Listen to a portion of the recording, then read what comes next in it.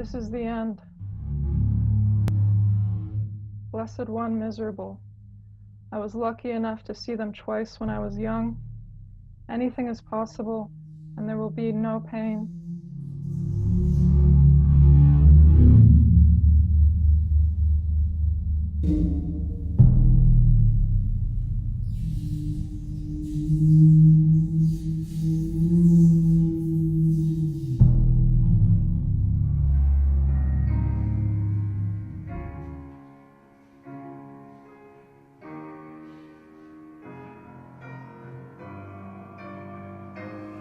I am afraid of forgetting things and growing old, as most people are, and thinking about death.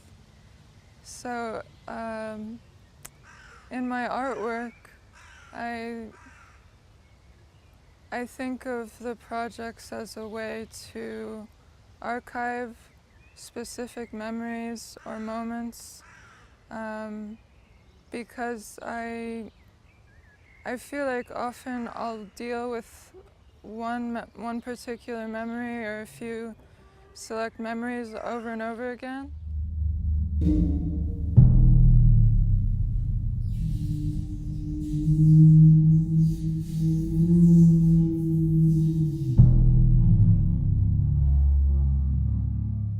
I mean, of course I greatly admire the actual historical figure of Jeanne D'Arc.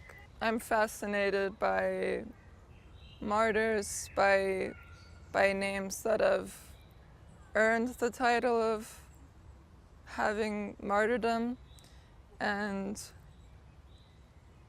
I think this is part of why even the name clone of Joan of Arc in the television show Clone High was so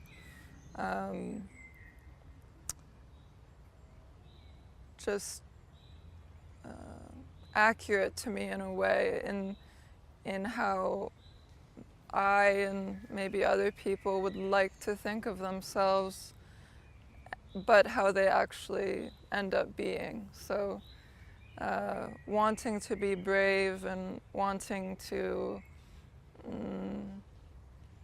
have a legacy that inspires so many people, when in reality you're a clone, and not only are you a clone, you're a random teenager in a suburban high school, and there's not much special about you, and you haven't achieved anything very, very great.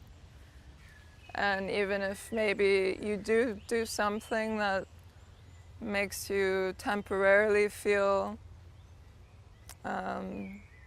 important or accomplished, it generally disappears into nothing by the next moment.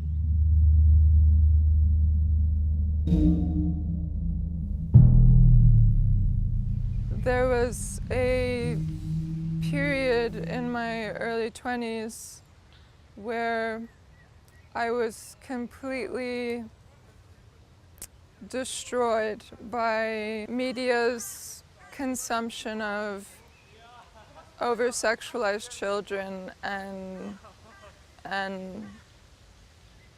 exploitation of it.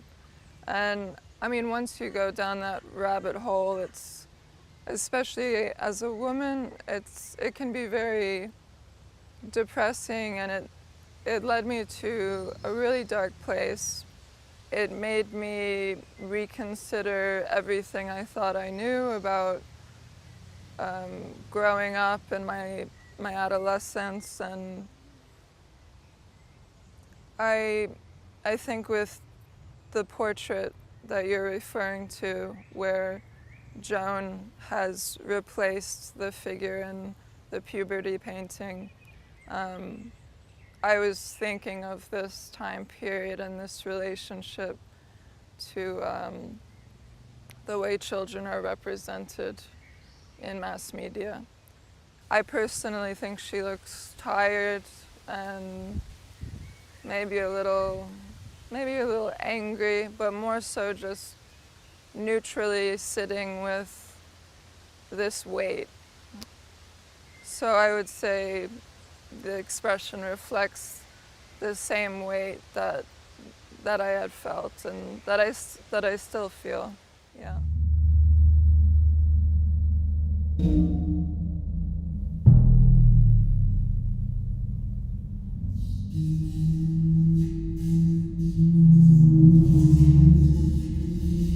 Costume. So I was kind of moving off of a costume for the portrait idea, and it's just my room in my family home.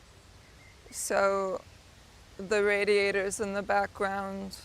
I'm on my carpet that's stained with various things, and it's actually one of the, I think it might be the only portrait where there are physical cut scars present on the model's body.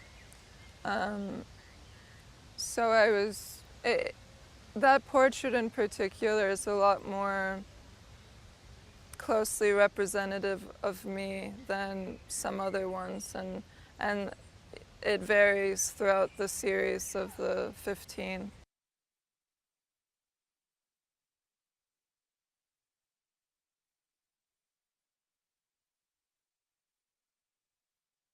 The VHS tape cover for The Silence of the Lambs featured the famous iconic image of Jodie Foster's mouth being covered by a death head moth, and